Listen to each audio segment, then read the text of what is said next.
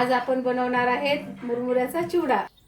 त्यासाठी लागणारे साहित्य: 1 बाउल मुरमुरे, अर्धी वाटी डाळ, अर्धी वाटी शेंगदाणे, अर्धी वाटी वाळलेला कांदा, अर्धी वाटी कढीपत्त्याचे पाने, अर्धी वाटी खोबऱ्याचे चाप आणि 1 लसणाची गड्डी जाडसर वाटून, 1 चवीपुरते मीठ, 1 चमचा आमचूर पावडर, 1 चमचा धने पावडर, अर्धी चमचा हळदी पावडर, 2 चमचे तिखट, 2 पळ्या तेल, 2 चमचे जिरे, 2 चमचे तेल टाकायचे,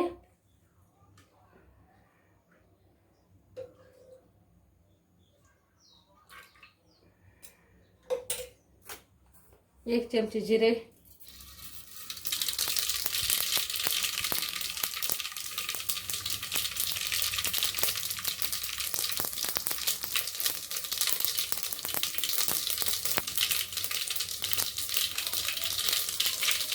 त्यानंतर लसूण ओला असल्यामुळे भाजायला थोडा वेळ लागतो।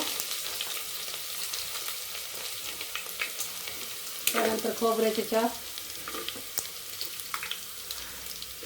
शेंगदाणे,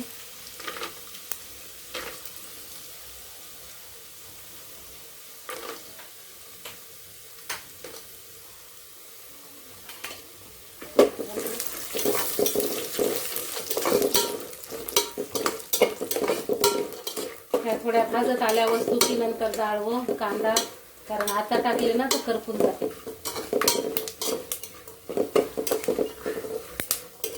भाजायला वेळ लागते थोडा।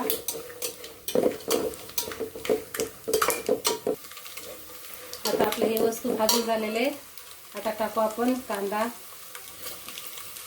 कढीपत्ता,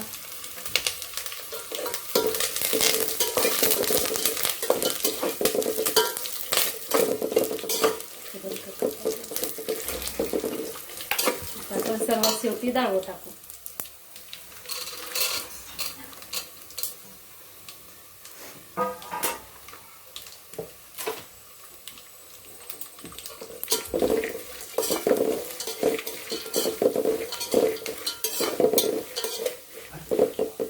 आता आपण हे सर्व साहित्य परतून घेऊ।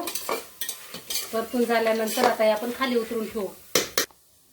आता आपण खाली उतरून थोडं थंड होऊ द्यायला। आता आपण टाकणार आहेत सुरुवातीला 1 चमचा मीठ, चवीनुसार टाका जसा असेल तसं, अर्धी चमचा हळद,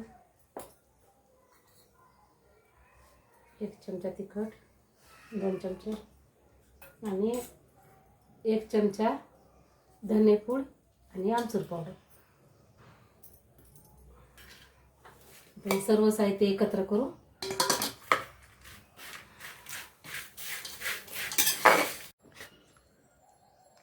आता आपण टाकू ते सर्व मुरमुरे ह्याच्यामध्ये। आता परत चांगलं हलवून घेऊ, एकत्र करू।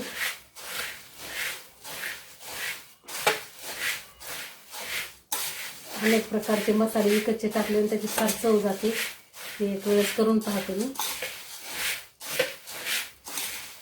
एकदम चविष्ट लागणार।